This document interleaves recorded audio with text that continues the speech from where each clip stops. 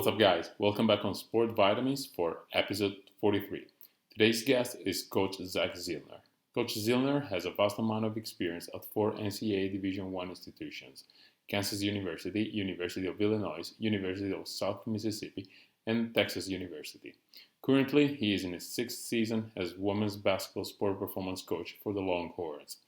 Coach Zillner develops, implements, and supervises the training regimen for the Texas women's basketball team in the areas of speed, strength, agility, conditioning, and flexibility.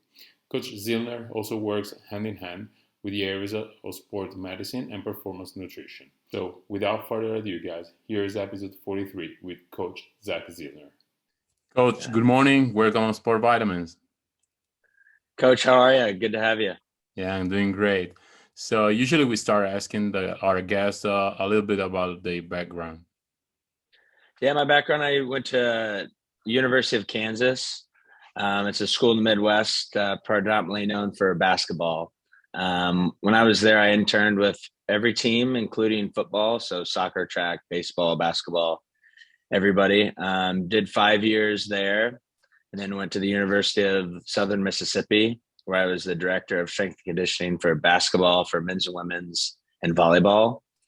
From there, I went to the University of Illinois, where I worked with women's basketball, volleyball, and men's and women's golf.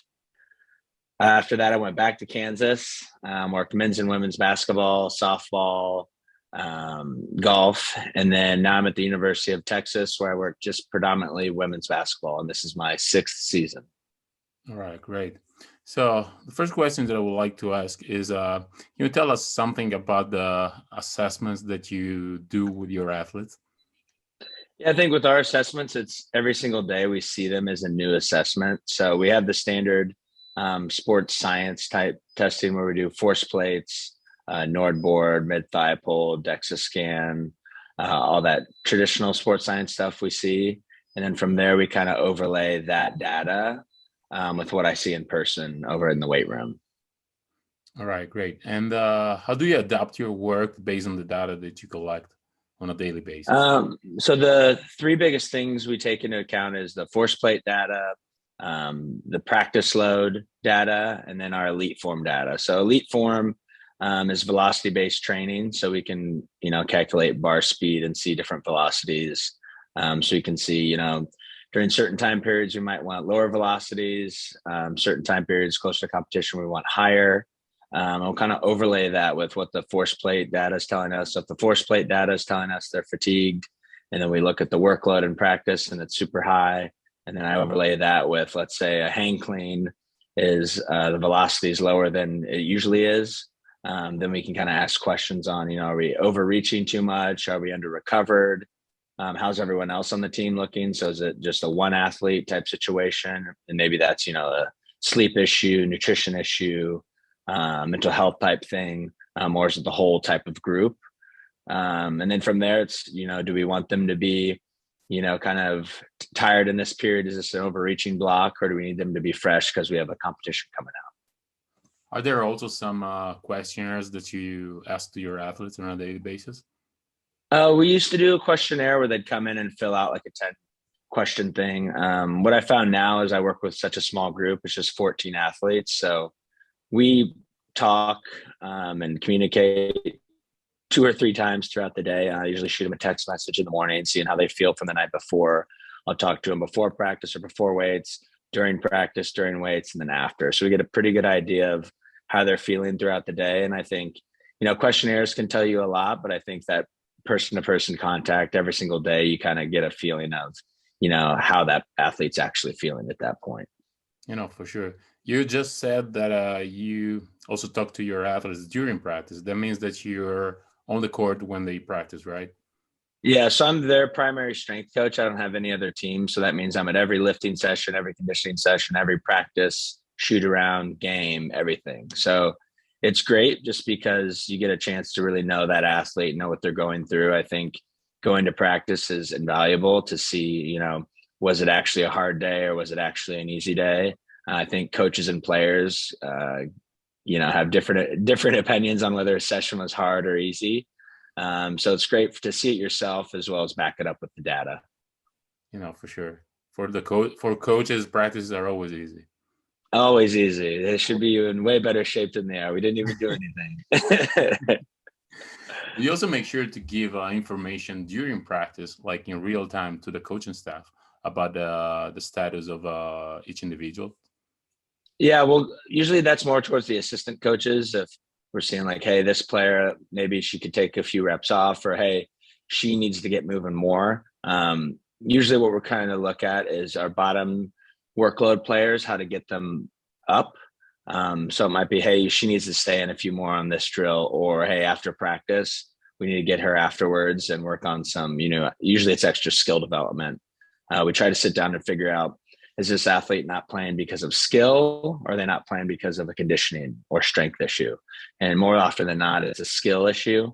So for me, after practice, instead of running on a treadmill or going on a bike or whatever, they should practice the actual sport. And so I'll sit down with the sport coach and we'll kind of figure out a plan of, hey, she's 300 units behind everybody. Let's take this extra 20 minutes and get 300 or 400 more units of actual skill work and play. And I think that over time, over the season, hopefully leads to them playing in the future.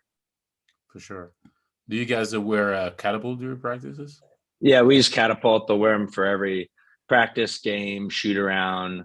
We don't use them for conditioning in the summer.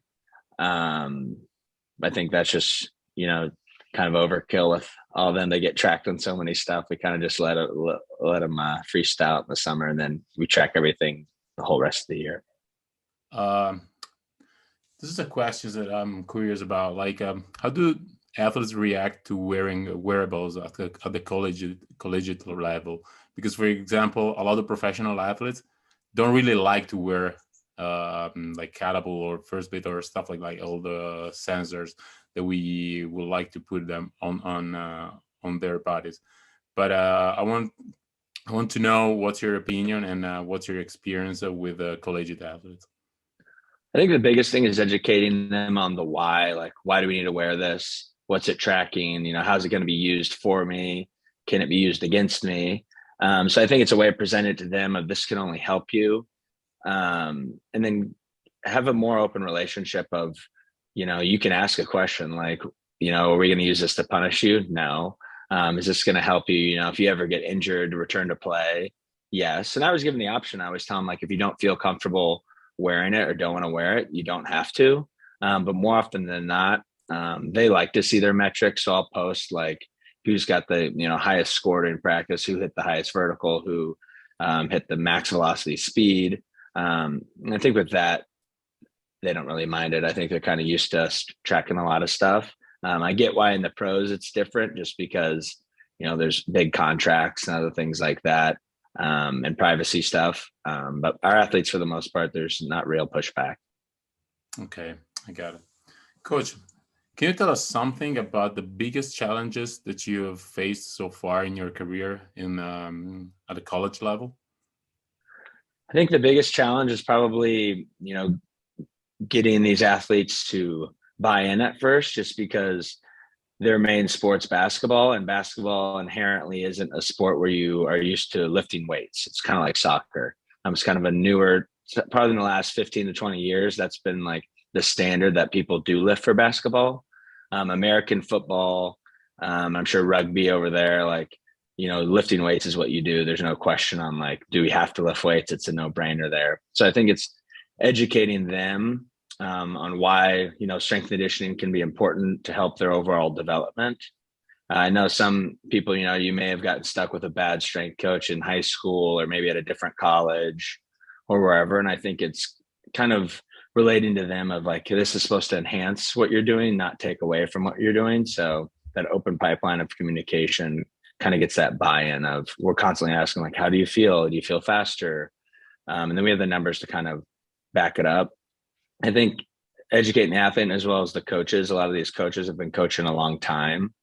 And once again, they may have had a poor experience with strength and conditioning in the past. It could have been someone who was assigned to their team that it wasn't their main priority, or they didn't like necessarily working with basketball. So kind of educating them on, we're here to help enhance your practice. And we can be a resource to you, but we're not obviously the end all be all. Basketball comes first. Sure. And can you tell us some, let's say, tricks that you use with freshmen to obtain the buy-in? I like to do, a lot of people will do like a freshman only group and then an upperclassman group. And I like to throw everybody together because it kind of shows like, hey, if you want to compete with these, women on the court, you're going to have to start competing with them off the court. So that means, you have a lot of ground to make up. And this is how it should look. This is how high effort, this is how high intent should look. And it's more of like, we don't need to regress people so much. These guys are talented athletes. It's like hit the ground and go. High school days are done. Let's get in here, go to work. And then, if for some reason you can't grasp a certain lift or whatever, we'll regress you from there. But for the most part, I like to see the younger ones catch up to the older ones and the older ones help the younger ones, figure stuff out. And then it's kind of cool to see the older athletes kind of repeating what you say and giving the same coaching hints that you give them and kind of coach everybody else. I think it makes everyone, bond a little bit more.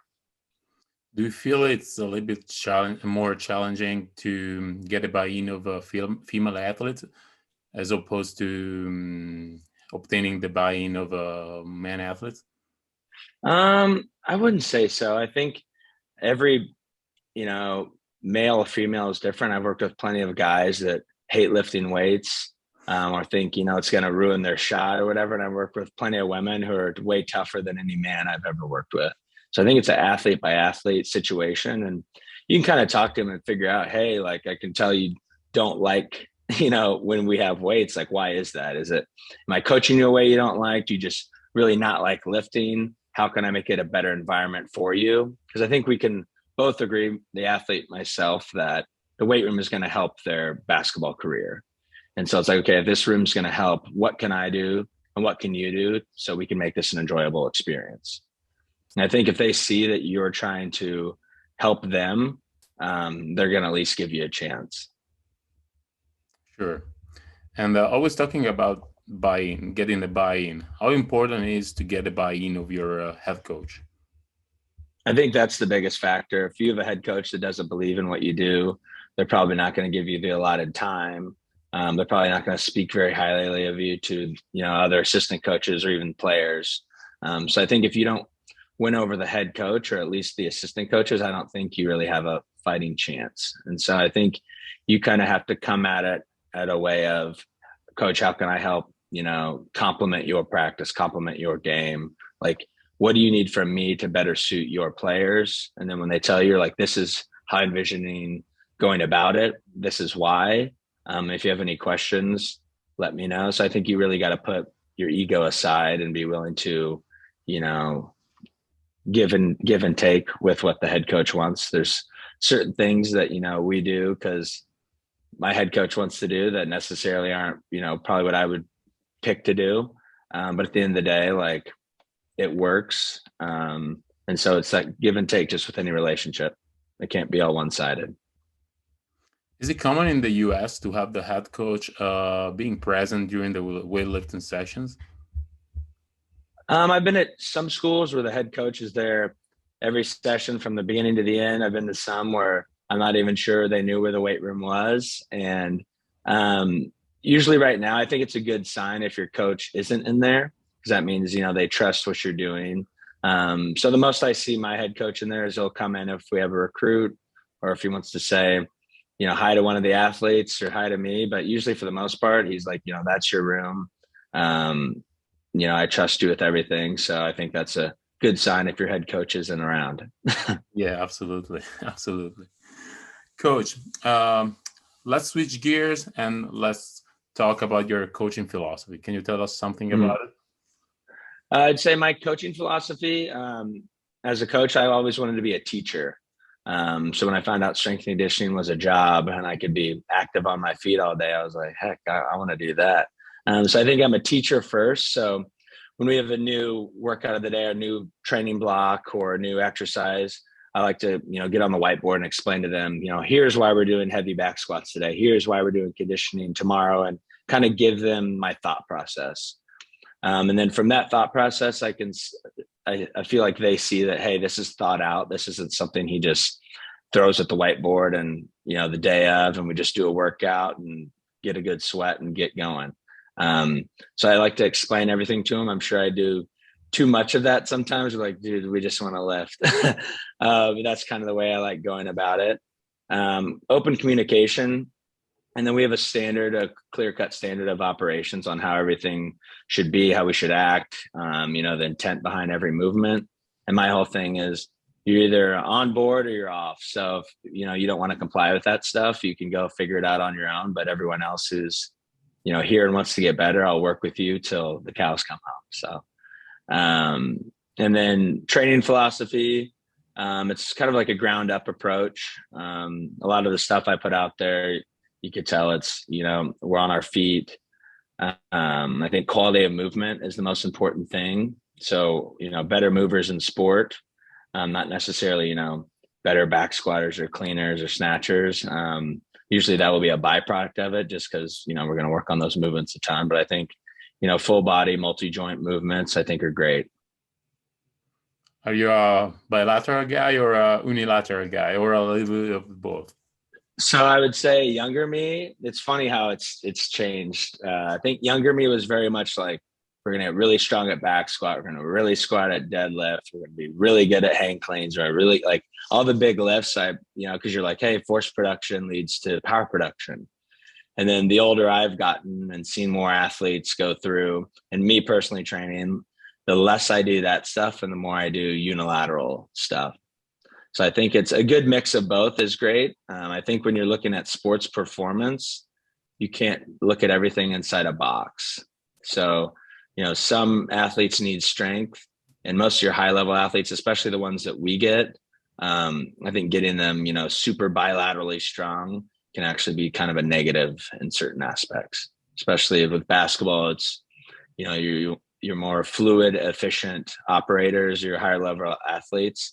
Being good at back squat makes you pretty stiff, and not a good way. So it's kind of something we'll do it sparingly throughout the year. But based on those force plate numbers, is a lot of our higher end athletes are doing a lot of unilateral stuff. I like it. So I was listening to another podcast with you, and you were talking about the concept of slowing athletes down in the weight room.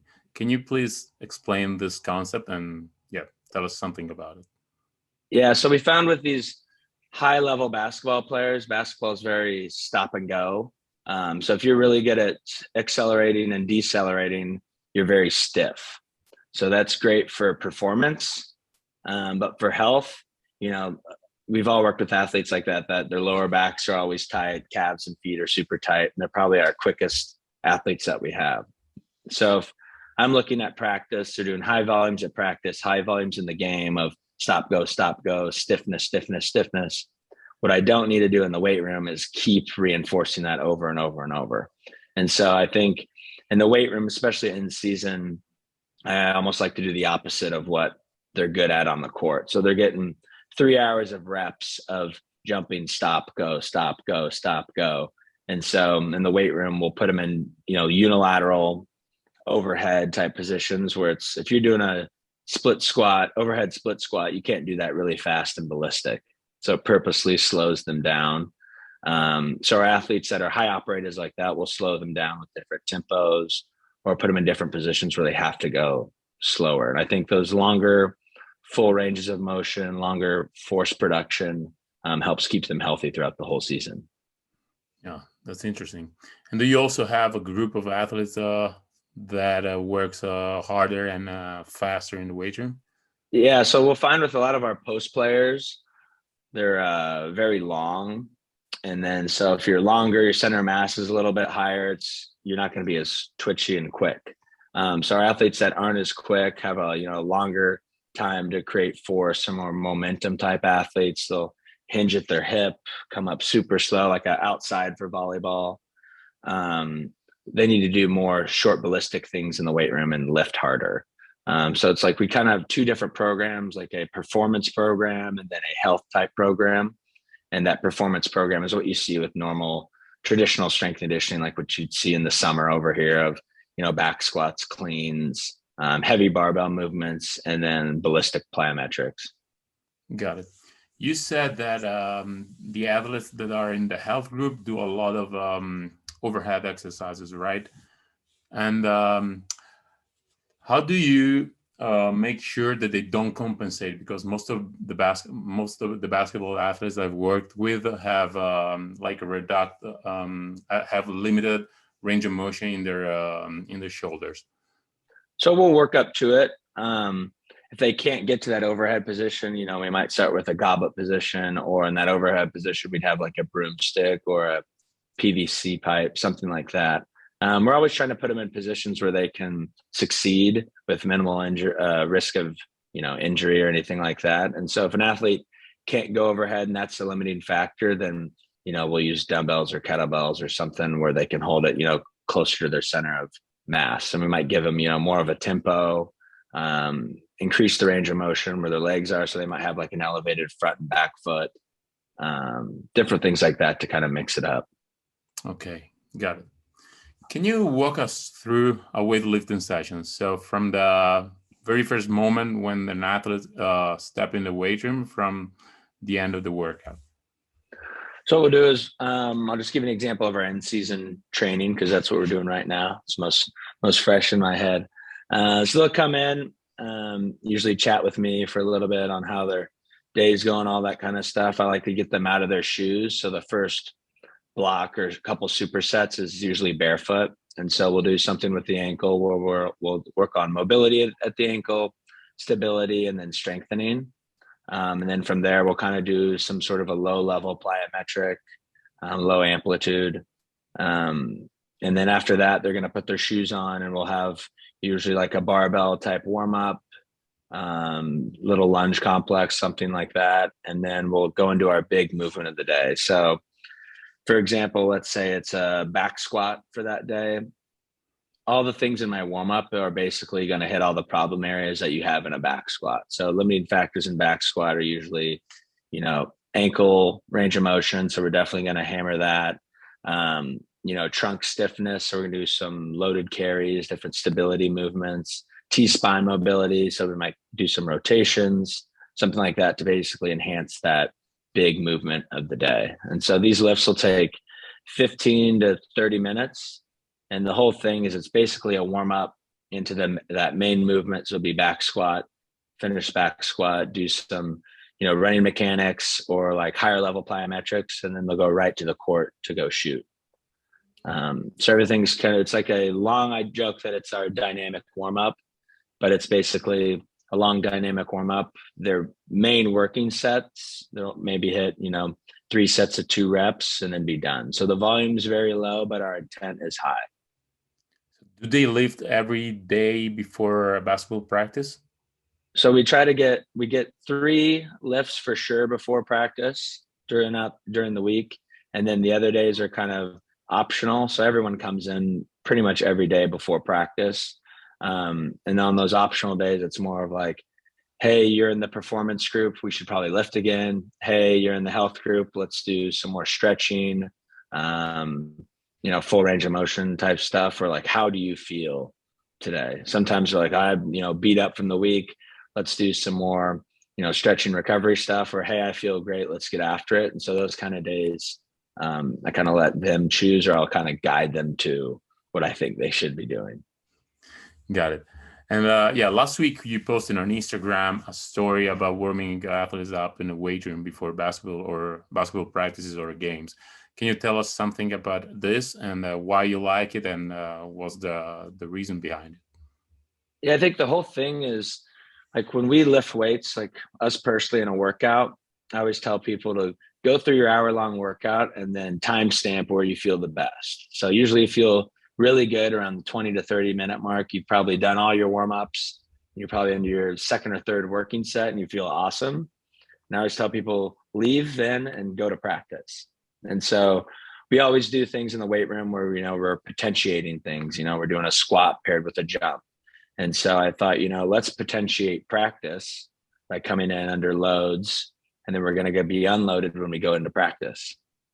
And so the whole idea is, I think you can get more out of a warm up in the weight room. You have more tools, implements, all that kind of stuff than you do on the court or field. So obviously if your facilities allow, I think it's, a better way to warm up. You're not fatigued, so you're going to get all those weight room benefits from it as opposed to after practice. If you're lifting after practice, it's tough to get all those benefits you want from the weight room, because if you actually went as hard as you should in practice, there shouldn't be a lot left in your tank. So I think this is a way of short bursts, getting it throughout the week, and they're not going to be fatigued, and help potentiate practice. So I think the biggest thing is educate your athletes and your coaches on why you want to lift before. And just know, like, hey, this isn't traditional lifting where you think, I'm going to make you puke. You're going to be sore and everything. Like, that's not the goal of this lift. It's more of a stimulating type lift, getting you feel really good, and then we're going to go practice. I like it. And what's your take on lifting after games, for example? Because this is a topic that is really, is getting really famous right now.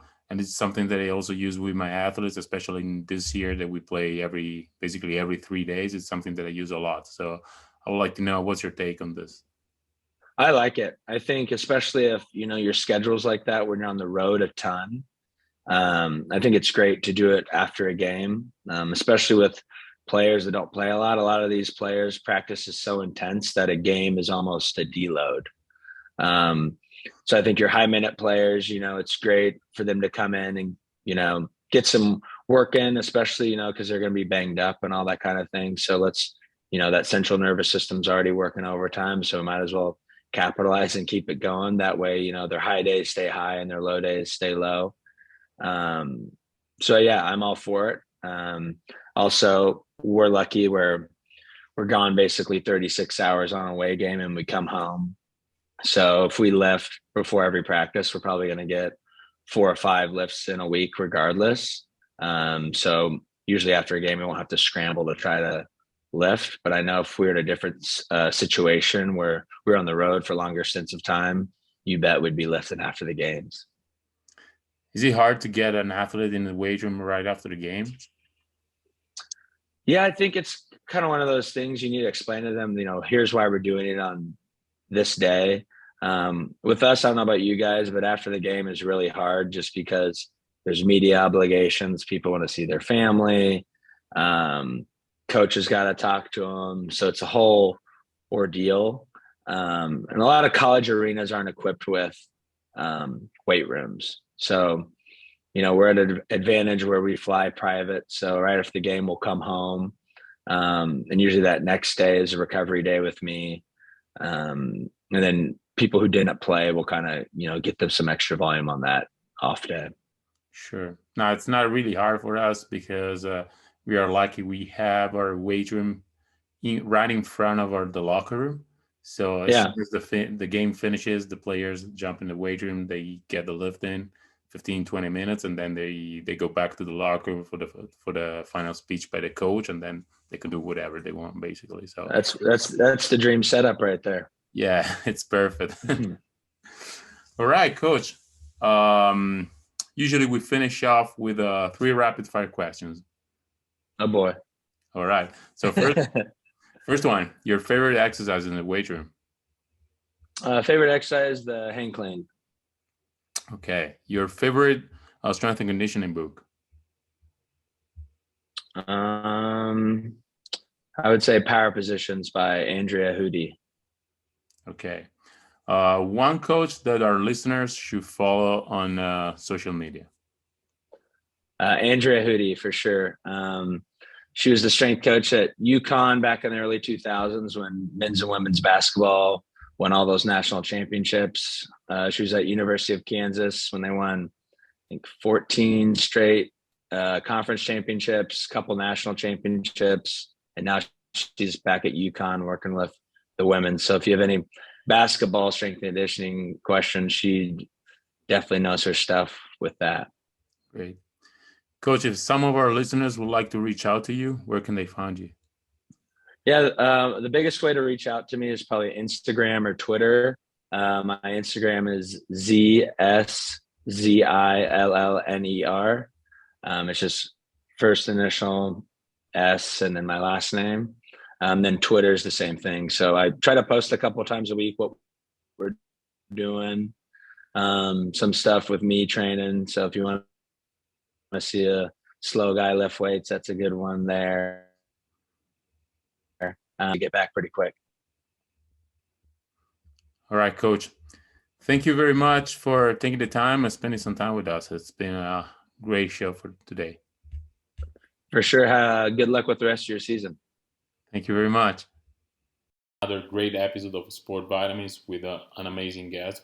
If you like the episode, please share it on your social media, and don't forget that you can find Sport Vitamins on Spotify, Apple Podcasts, Google Podcasts, or wherever you get your podcasts. Until next time, guys, I'm out.